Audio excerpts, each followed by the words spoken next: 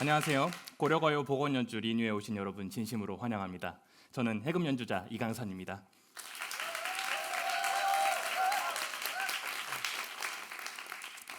네, 제 지난번 두 번째 해금 독주의 렉처 콘서트 마주회에서는 해금의 역사적 변천을 주제로 여러분들을 찾아뵈었었는데요. 오늘 연주에서는 당시 연주했었던 고려가요를 조금 더 발전시킨 연주를 준비해 보았습니다.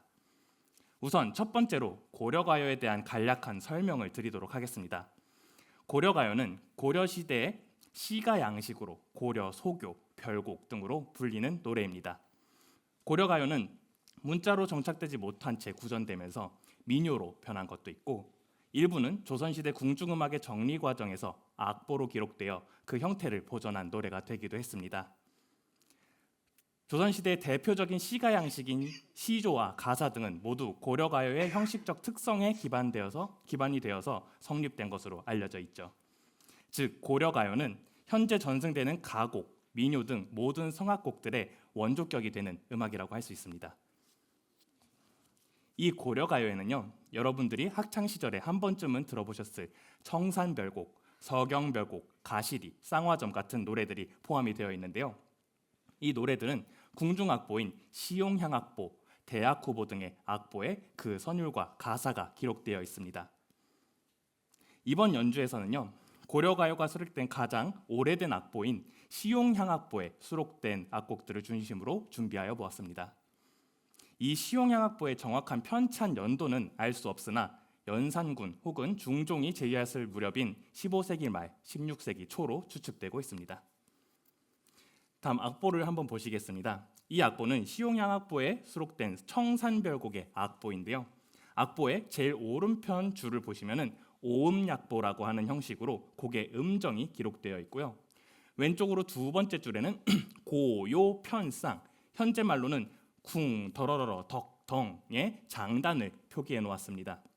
세 번째 줄에는 악곡의 절주를 나누어지는 박을 치는 위치, 그리고 네 번째 줄에는 노래의 가사가 기록되어 있습니다. 그러므로 이 악보를 통해서 청산별곡이 어떠한 선율로 또 어떠한 장단에 맞춰서 노래되었는지 알 수 있는 것이지요. 하지만 이 시용향악보를 통해서는 노래의 선율과 장단 이외에 반주하는 악기의 선율과 식임새가 표기되어 있지 않아서 당시 악기의 정확한 연주법에 대해서는 알 수가 없습니다. 그렇게 저는 한 가지 악보를 더 참고하였는데 그것이 바로 금합자보입니다. 이 금합자보는요, 1572년 선조 때 인물 안상이 지었다고 하여서 안상금보라고도 하며 현존하는 가장 오래된 검은고 악보입니다. 이 금합자보에는요, 시용향악보와 같이 오음약보로 노래의 음정이 기록되어 있는 것뿐만 아니라 그 옆으로는 검은고의 합자보가 기록되어 있는데 이를 통해서 당시 검은고의 연주 기법을 알 수가 있습니다. 그래서 오늘 연주에서는 먼저 금합자보에 수록된 세 곡의 고려가요를 당시 검은고의 주법으로 복원하여 연주하고 그와 어울릴 수 있도록 대금과 해금의 선율을 편곡하여서 음악을 구성하여 보았습니다. 또한 뒤이어 연주될 시용향악보의 곡들에도 이를 적용하여 음악을 구성하여 보았습니다. 그러므로 우선 연주를 들려드리기 이전에 이 금합자보를 통해서 어떻게 당시 검은고 주법에 대해 알 수 있는지 간략한 설명을 드리고 시작하려고 합니다. 오늘 검은고를 연주해 주실 박수지 연주자님 무대로 모시겠습니다.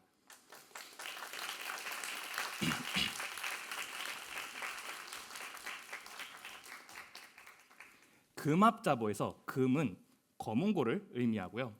합자보란 줄을 짚는 손가락, 짚는 줄의 이름, 괴의 순서, 그리고 줄을 쳐서 연주하는 탄법을 여러 약자로 분류하고 그 약자를 하나의 글자로 합쳐서 표기한 기보법을 말합니다.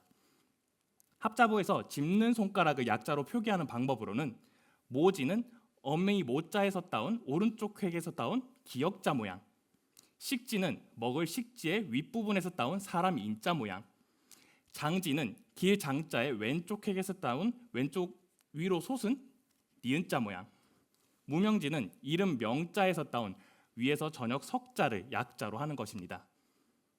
짚는 줄의 약자 또한 같은 원리로 검은고의 두 번째 줄인 유현은 한자 방자를 약자로, 세 번째 줄인 대현은 한자 대자를 약자로 표기하는 것입니다.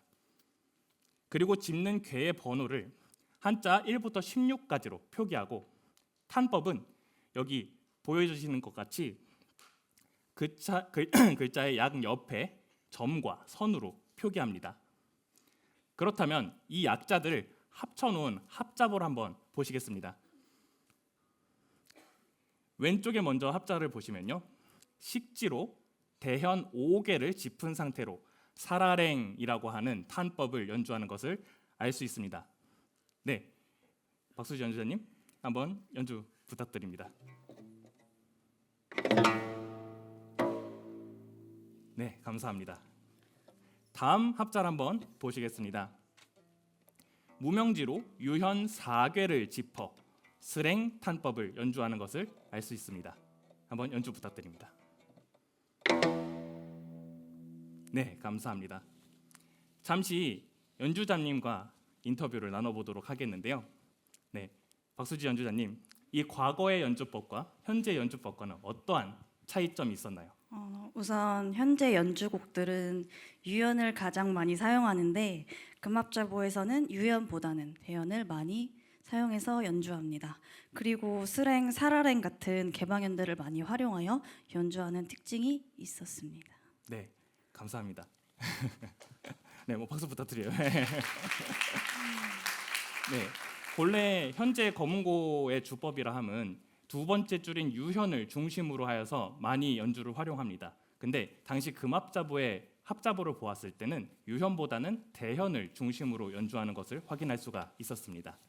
그리고 유현과 대현, 그러니까 검은고의 두 번째, 세 번째 현 이외의 4개의 줄은 손가락을 짚어서 연주하지 않는 개방현을 이용하는데 이 개방현을 활용한 주법이 현재보다는 더 많았었던 것을 확인할 수가 있었습니다.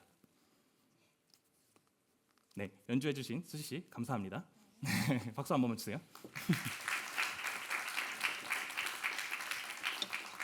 이제 연주 한번 들어보겠습니다. 들려드릴 노래는 금합자보에 수록된 한림별곡 3호곡 정석가입니다. 한림별곡은요, 고려 고종 때 한림원의 여러 선비들이 지은 것이다 라는 고려사학지의 기록 때문에 비교적 창작의 시기를 정확하게 알 수 있는 곡입니다. 특히 이 노래의 유견 가사에는요, 당대의 악기의 명인들과 악기의 이름이 등장하여서 당시 이 노래가 어떠한 악기로 연주되었는지 상상해 볼 수가 있습니다. 중국으로부터 고려로 유입된 이 해금도 이 시기부터 연주했다는 사실을 이 유견의 가사를 통해서 알 수가 있는데요.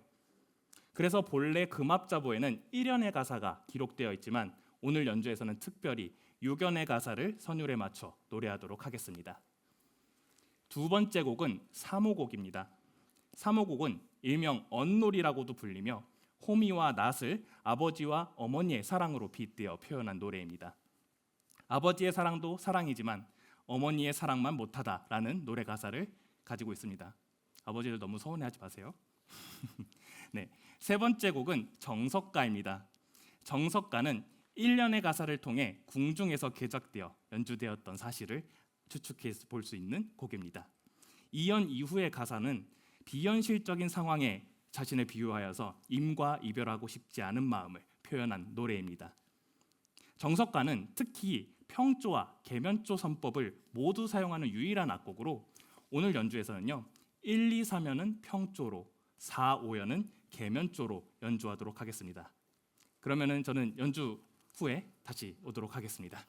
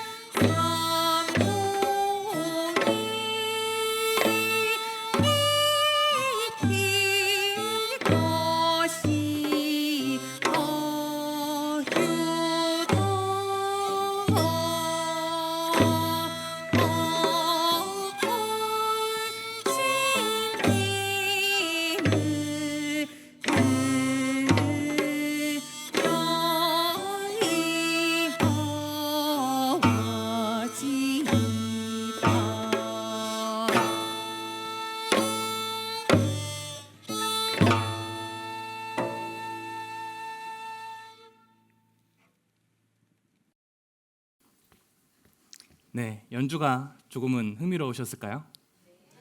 감사합니다. 이번 연주를 준비하면서 저는 고려가요를 그때 당시 연주법으로 연주하는 것뿐만 아니라 그때 당시의 악기로 연주하는 것이 제대로 그 시대의 음악을 연주할 수 있는 것이 아닌가라는 생각을 했습니다. 실제로 작년 렉처 콘서트 마주회를 준비하면서 과거 해금을 제작해서 연주했을 때 음악에서의 차이점을 느꼈기 때문이죠. 그래서 이번 연주에서는 대금과 장구를 과거 형태 그대로 복원하여서 만들어 보았습니다. 먼저 이번 연주를 위해서 제작된 고대금에 대해서 한번 소개를 해드리려고 합니다. 그림을 한번 보시겠습니다. 여기 그림은 조선 성종조에 저술된 우리나라 최고의 악서 악학계범에 기록된 대금의 모습인데요. 이 그림과 설명을 통해서 당시 악기의 형태와 길이를 파악할 수가 있었습니다. 기록으로 보아 당시 대금의 몸통 전체의 길이는 2척 7촌 7푼으로 현재의 척도로 약 85cm가량이 됩니다. 그리고 현재 대금과 다르게 악기의 위 끝에서 취구까지의 거리가 약 19cm로 꽤나 긴 형태인 것을 알 수가 있고요. 그리고 취구와 청공의 지름이 현재보다 작은 것이 특징이라고 할 수가 있습니다. 마지막으로 악기의 밑쪽에 뚫려 있는 5개의 칠성공 모양 또한 현재와는 다른 형태임을 알 수가 있었습니다. 이 대금의 치수를 바탕으로 3D 프린터를 활용하여 제작한 악기를 선능아톨의 조대홍 선생님께서 지원해 주셨고 최우석 대금장님께서 그 치수를 바탕으로 직접 대나무로 제작해 주셨습니다. 두 선생님께 진심으로 감사드립니다. 그리고 이 대금은 형태가 다른 것만큼이나 현재 대금에서의 운지법이 차이가 있습니다. 한번 대금 연주자분 모시고서 한번 살펴보도록 하겠습니다.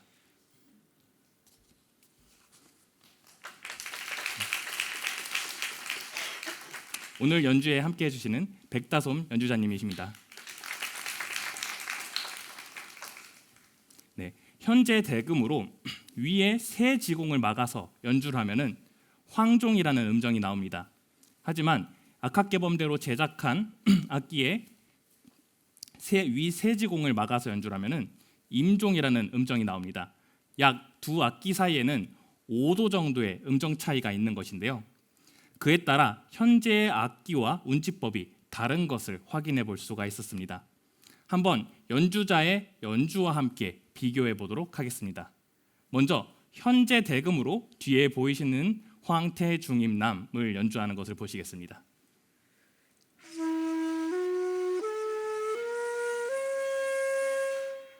네, 다음으로는 고대금으로 임남 황태고를 연주하겠습니다.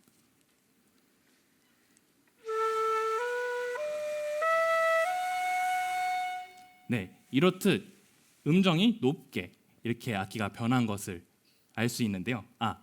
낮게, 지금에서는 낮게 변한 것을 알 수 있는데요. 한번 이번에 연주해 주시는 백다솜 연주자님, 연주를 하시면서 어떤 점이 지금과 달랐나요? 일단은 말씀해 주신 것처럼 악기 음역이 일단은 약 5도 정도 높고 또 보시면은 상대적으로 지금 연주하고 있는 악기보다 상대적으로 얇은 모습을 볼 수 있고 또 악기를 연주하는 여기 부는 부분을 취구라고 하는데 취구랑 청을 붙이는 청공이 상대적으로 되게 작은 모습을 볼 수 있어요. 그래서 맨 처음에 이 악기를 받았을 때 그 중국 전통 플룻 계열 악기 중에 디즈라는 악기가 있는데 디즈 청구멍이랑 이 대금의 청구멍이랑 사이즈가 같더라고요. 그래서 되게 신기하다. 내가 아는 디즈라는 악기랑 되게 청공이 되게 비슷하다라는 생각이 일단은 악기를 받고 처음 드는 생각이었고요. 그리고 다른 점은 방금 말씀해 주신 것처럼 운지법이 다른 게 일단은 가장 크게 다르다고 생각이 들어요. 그래서 이번 프로젝트는 저희가 이번에 이제 작업을 하면서 역보를 서양 5선보로 했잖아요. 원래 대금이라는 악기가 서양 평균율에 맞춰서 제작하는 악기가 아니다 보니까 원래 현재 연주하는 대금도 어떤 음은 조금 악기를 제쳐서 높여서 연주를 하고 또 어떤 음은 악기를 조금 숙여서 낮게 연주하고 이런 식으로 서양 음악이나 5선보 음악을 연주를 할 때 이렇게 간격을 음을 조정을 하면서 연주하는데 이제 새로운 악기로 그리고 새로운 운지법으로 이러한 것들을 이제 조정하면서 하려고 하니까 처음에 저는 조금 시간이 걸렸습니다. 네, 감사합니다. 말씀해 주셨다시피 완전히 운지법이 다르기 때문에 거의 새로운 악기를 새로 익혀서 연주하신 거나 다름이 없습니다. 그렇기 때문에 안 그래도 원래 대금이 음정을 정확하게 내기가 어려운 악기인데 그 인터벌을 맞춰서 연주하기에 굉장히 까다로우셨을 것 같습니다.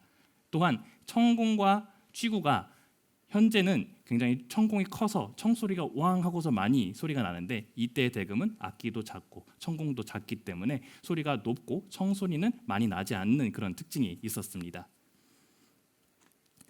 네, 다시 한번 감사 말씀드립니다.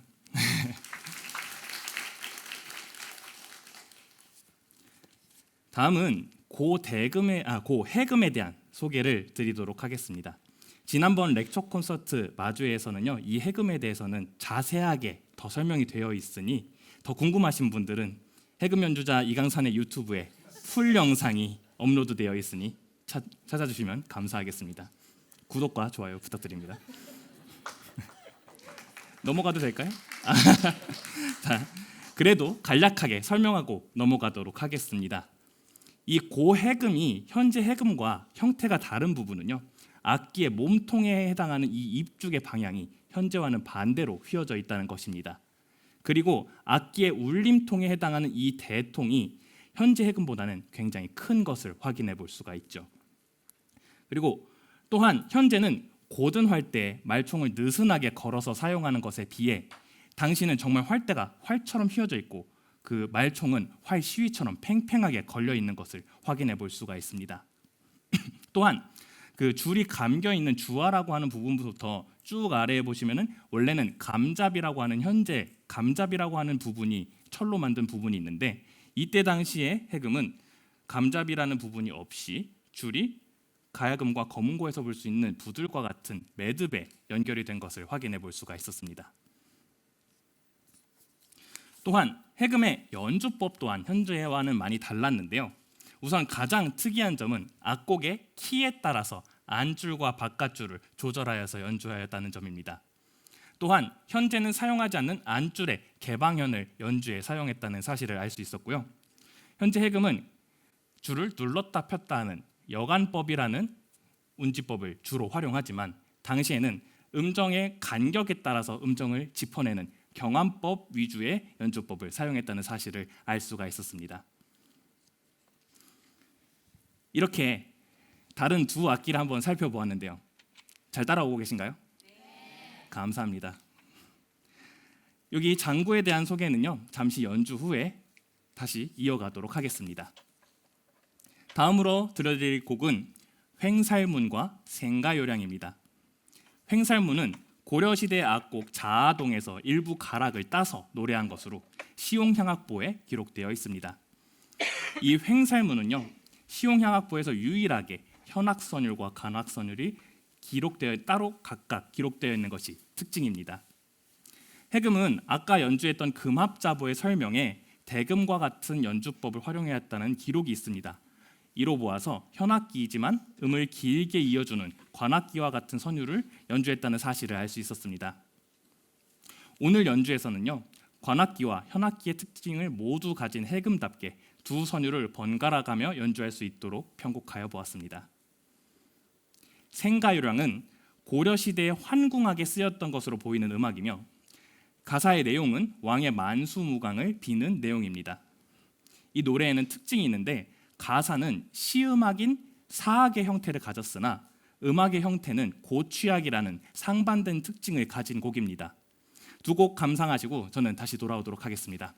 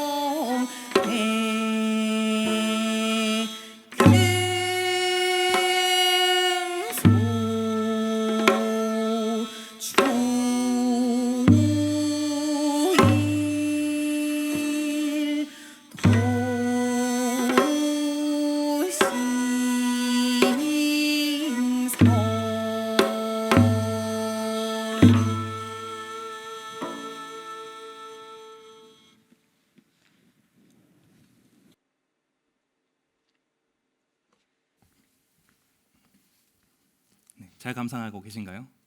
네, 저는 마라톤을 하고 있는 기분인 것 같습니다. 이번 순서는 마지막 보건악기인 장구에 대한 소개를 하는 시간을 갖도록 하겠습니다. 오늘 연주된 장구는요, 아까 대금과 마찬가지로 악학개범의 치수와 제작법을 바탕으로 복원되었습니다.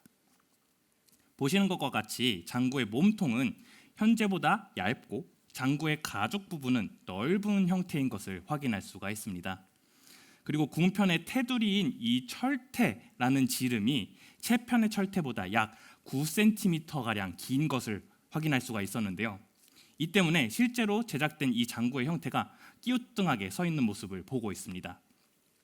뿐만 아니라 현재 동해안 장구와 같이 궁편의 가죽이 안쪽으로 깊이 들어간 형태를 가진 것이 특징입니다.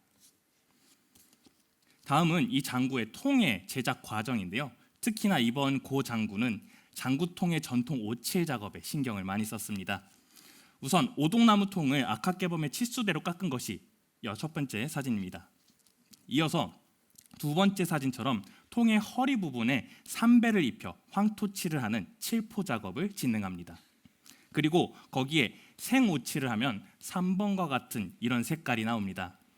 마지막으로 순조조 때 우리나라 최초의 채색 의궤인 기사진표리 진찬의궤에서와 같은 모습의 붉은 칠을 하면 현재와 같은 붉은색 장구통 모양이 나옵니다. 장구의 가죽을 한번 보시겠습니다.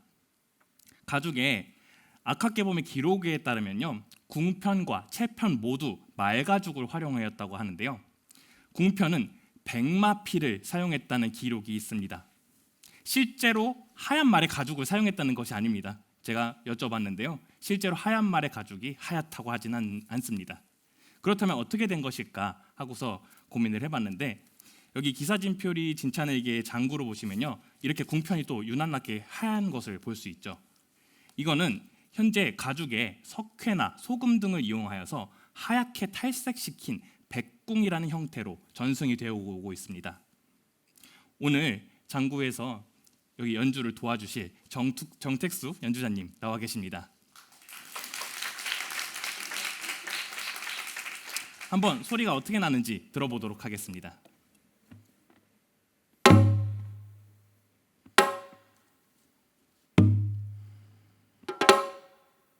네, 감사합니다. 정택수 연주자님, 현재 장구와 이 옛 장구에는 어떠한 차이점이 있었나요? 네, 보시는 바와 같이 일단 장구가 기울어져 있습니다. 궁편과 채편이 태의 지름이 달라서 기울어져 있는데, 연주하기에 아무래도 밸런스가 맞지 않아서 현대 시대의 장구보다는 어려움이 좀 있고요.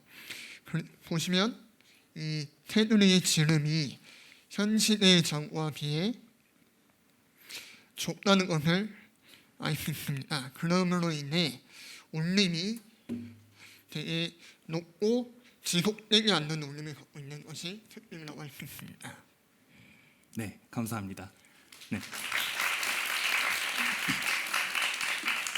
보시는 것과 같이 장구의 통이 현재의 장구 통에 비해 가지고 굉장히 좁습니다. 그렇기 때문에 소리가 음정이 높고 조금 통통거리는 음색을 가지고 있는 것이 특징입니다. 또한 택수 씨, 장단에 있어서도 차이점이 있다고 들었는데요. 한번 설명 부탁드립니다. 네, 요즘 민소가 정확 모두 할 것 없이 덕으로 시작하는 깡편 고요의 형태를 유지하고 있습니다.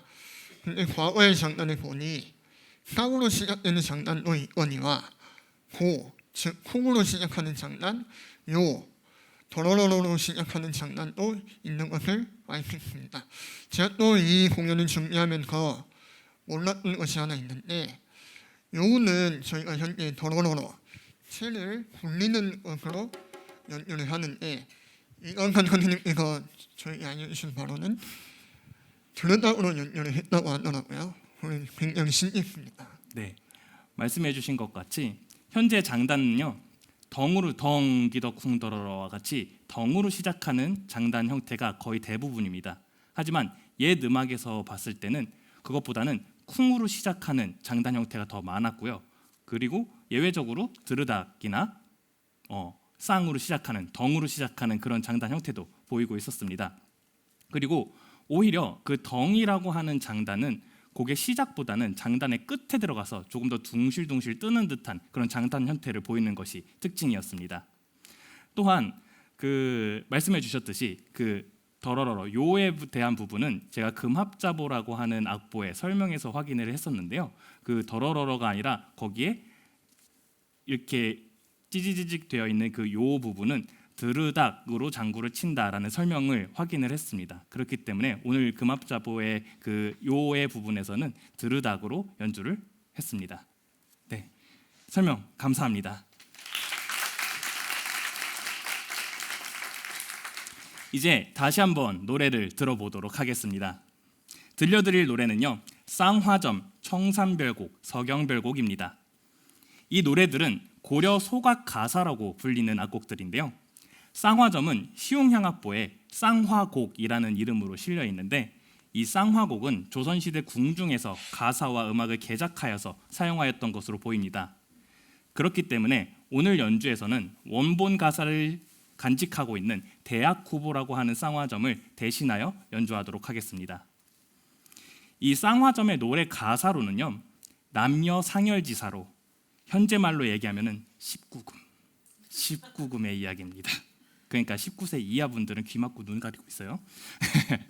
그 외국인을 의미하는 회회아비, 삼장사의 사주, 왕족을 상징하는 우물의 용을 대상으로 한 부적절한 관계에 대한 내용입니다.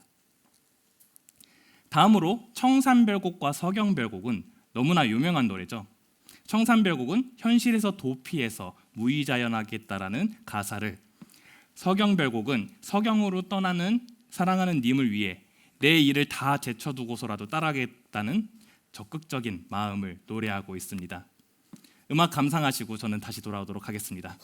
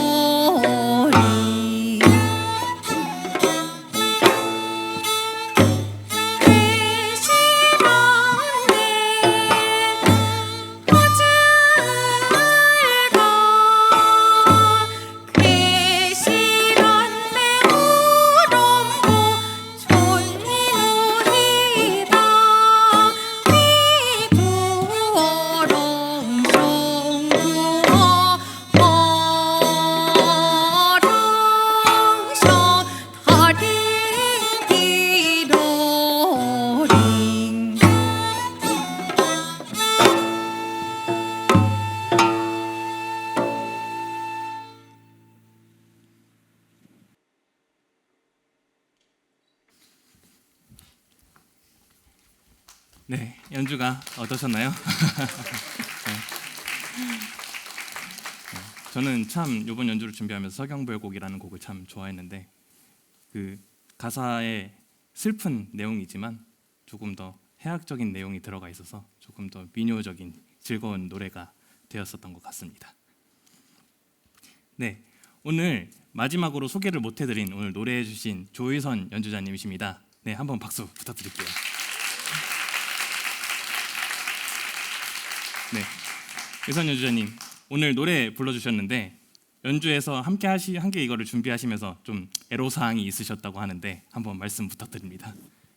저는 이강선 선생님의 첫 번째 프로젝트에도 참여를 했었는데요. 사실 그때도 노래 가사가 중세 국어다 보니까 어려움이 많아서 제가 이번에 공연할 때는 그 부분을 수정해달라고 요청을 드렸는데 전혀 받아들여 주시지 않더라고요. 그래서 그대로 어려운 대로 노래를 불렀습니다. 아마 들으시는 분들도 굉장히 저 노래하시는 분이 맞게 하고 있는 건가 싶은데 맞게 잘하고 있는 겁니다.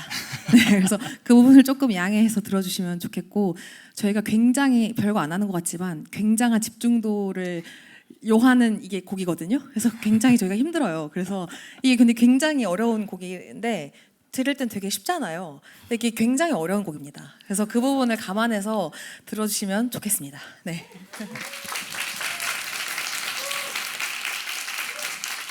원래 연주자가 어렵고 들으시는 분들이 좋은 곡은 좋은 곡이라고 했습니다. 감사드립니다. 이게 사실 제가 시용향악보나 대학후보나 그리고 그 외의 가사들은 악장가사라고 하는 가사집을 참고를 했는데 거기에는 세종대왕님이 만드셨을 때 훈민 나라 말씀이 중기게 나라 여러분들 다들 아시죠? 그때 있었던 그 중세 국어를 그 발음으로 하다 보니까 지금 쓰이지 않는 자음과 모음들이 굉장히 많습니다. 그렇기 때문에 이 중세 국어의 발음을 그래도 노래에서 제가 악기도 이렇게 그때 주법으로 연주를 하는데 발음도 조금 정확하게 하면은 좋지 않을까 해서 조금 무리한 부탁을 드렸습니다. 그래서 제가 유튜브 영상도 계속 보내드리고 그렇게 했는데 아주 잘 해주신 것 같습니다. 한번 박수 부탁드립니다. 네, 나머지 오늘 연주 함께 해주신 여러분들 너무 감사드립니다. 네, 사실 이전까지 고려가요의 복원 연주가 시도되지 않았었던 것은 아닙니다. 다만 학술적으로 발표되거나 복원 자체에만 중심을 둔 경우가 많았습니다. 그래서 음악이라 함은 기록과 연주로서만 남아있는 것이 아니라 실제 연주되고 현 시대의 관객분들한테 공감을 얻을 수 있을 때 그 생명력을 얻는 것이라고 저는 생각합니다. 이번 연주를 통해서 고음악이 지속적으로 연주되고 힘을 얻어서 전통음악의 한 장르로서 존재할 수 있도록 기원하겠습니다.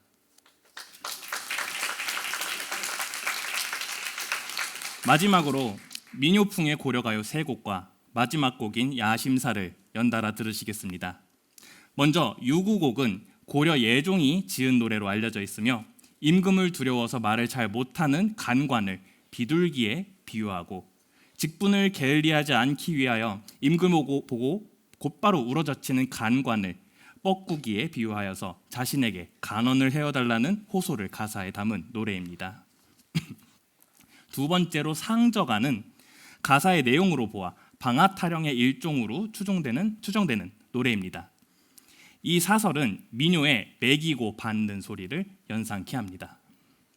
세 번째로는 귀호곡인데요. 여러분들은 아마 가시리라는 노래로 많이 알고 계시는 노래입니다.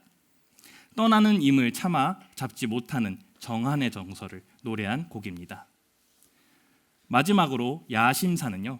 고려사의 기록으로 보아 왕과 신하들이 잔치를 즐기다가 마무리 지을 때 부르는 노래였다고 합니다.